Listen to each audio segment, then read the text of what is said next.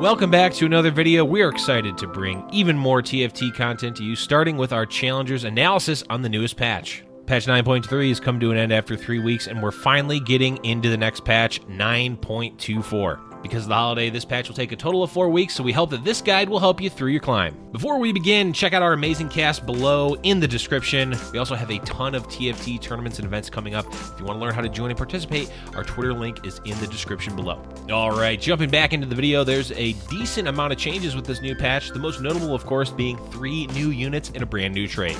Also, be aware that they're changing the UI a bit in this patch, so make sure you pay attention to where they put the lock button for your shop and that your refresh and level up tabs are flipped. So let's talk new synergy, and new champions. Soulbound is the new trait that adds in 2 new units, Lucian and Senna. One unit will continue to live on even if they are killed until the other dies. Currently, it's popular to put Lucian as your front line and Senna in the opposite corner to have both units live as long as possible. But let's go into more detail regarding the champions themselves. Senna will be a 2-cost Soulbound Shadow unit. She's more of a support unit since her ultimate also buffs allies. Being a Shadow, she'll still do a decent amount of damage, but the primary strength is the buff she provides. However, we think she can excel in a few compositions outside of just playing her to buff Lucian. For example, since she targets the furthest ally away, if you mix assassins in with her, she will likely use her ultimate on one of them as they'll be far away from her. Similar to Nami, when your Senna buffs her allies, the magic damage bonus can also apply to Morellonomicon, so that's a really good item on her. If you're playing with the Lucian, though, you're going to want sustain items on the Nami like Phantom Dancer and Guardian Angel to keep her alive and therefore Lucian alive longer. Now, on to Lucian. He's actually returning from set 1, but this time as a 4-cost champion that is a soulbound and light unit. This will actually potentially make light more viable outside of the hyper rolling strategy, since there's an actual carry unit that isn't your Vayne 3 to play in the mid and late game. Coupled with Senna using the Soulbound trait, he has a good chance of doing a ton of damage. Placing him in a position where he'll actually die before Senna has been a very viable strategy. The last unit is Amumu. Coming in as our 6th 5-cost unit, Amumu is a Warden Inferno. His appearance in the game also brings changes to the Inferno trait, which makes 6 Inferno a viable option. However, he's a bit too squishy at the moment, and similar to Tarek, often dies before getting his ult off. A level 2 Amumu is where you end up getting your power spike, though.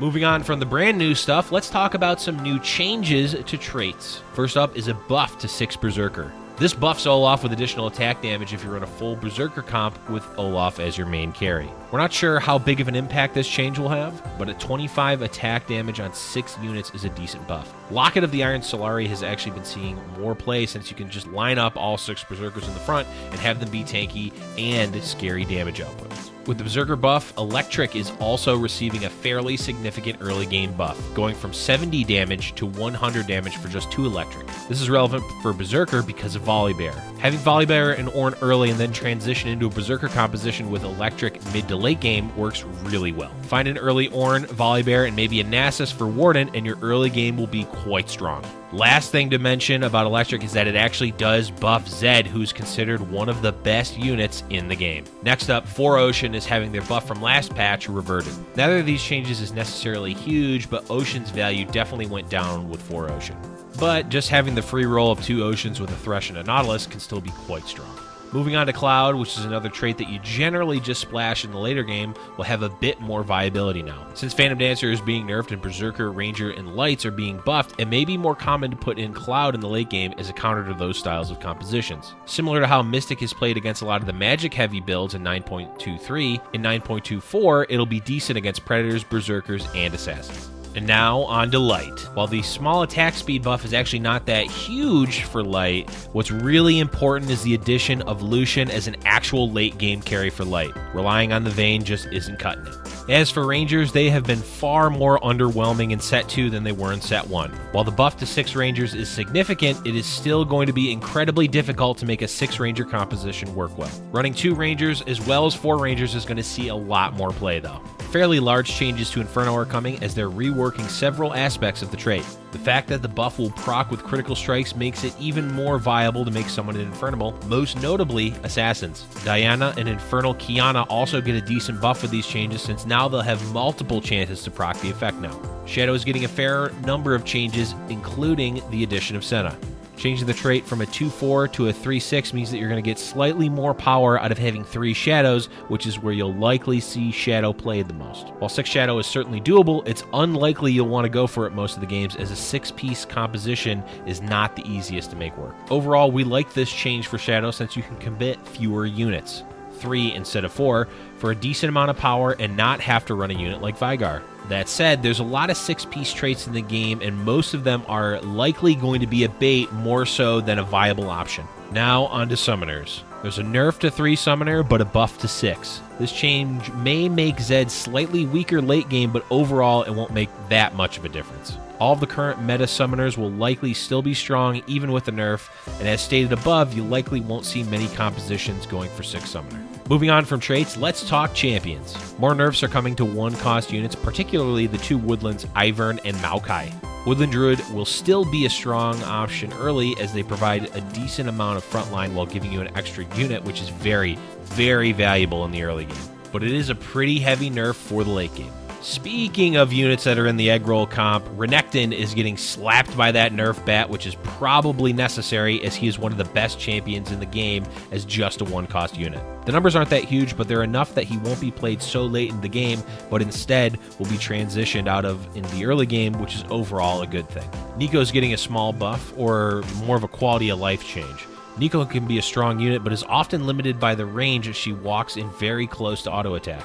This change allows her to be played a bit safer around the 3rd row like a lot of other mid-game carries. Definitely look to play her more as an early mid-game carry with items like Morellonomicon, Spear of Shojin, and Seraph's Embrace that you can transfer to your late-game carries later. Similar to the Nico change, Soraka's change is also about quality of life. She can be quite potent with her AoE Cylance, but much like Nico, she would run in too far and often die before getting a ton of value. The attack speed change helps scaling on her as well, though you generally don't look to run an item on her. This also makes her work a bit better with light, as the light buff will also increase her attack speed, and scaling with it will be better. We're grouping these changes together because they're all buffs to a certain composition.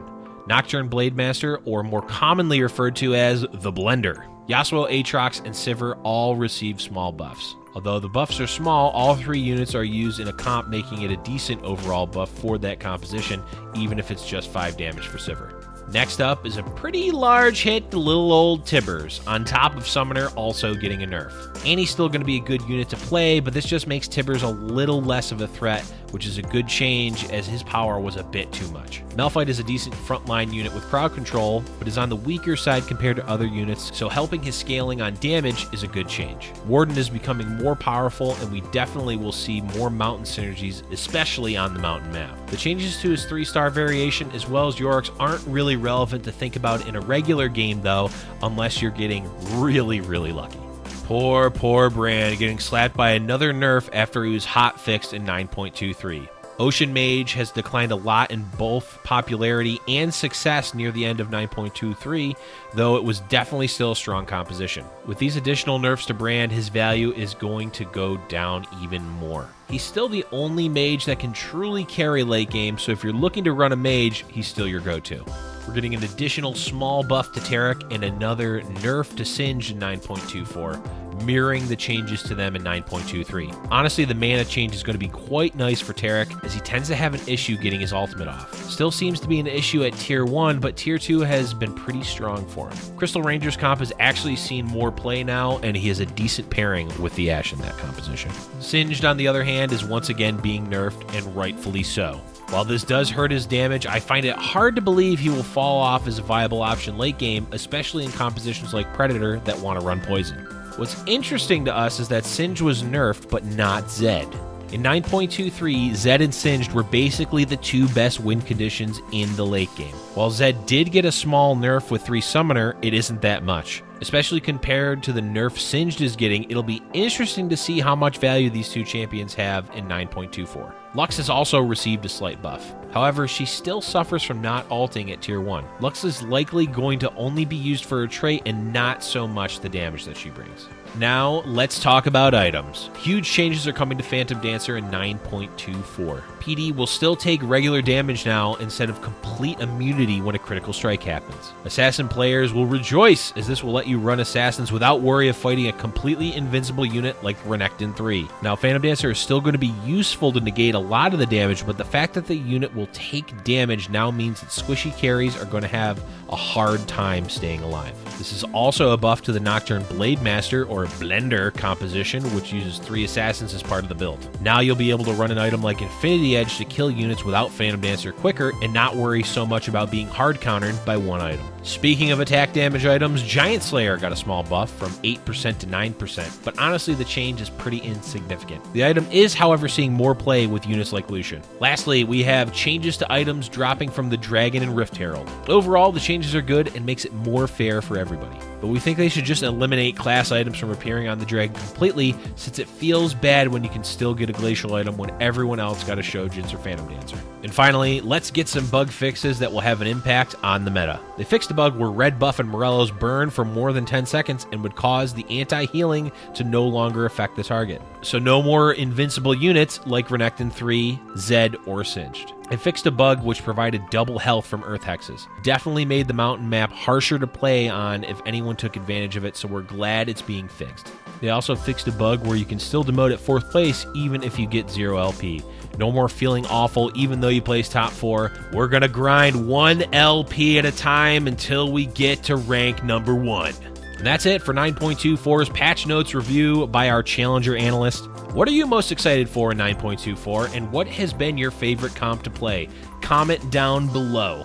Be sure to like and subscribe because we have a lot of exciting news and content coming out in the future. Be sure to check our Twitter at Heroes Hearth TFT. The link is down below, but we've got all of our announcements and great tournaments and events coming up, and you're going to want to hear about them first on the Twitter.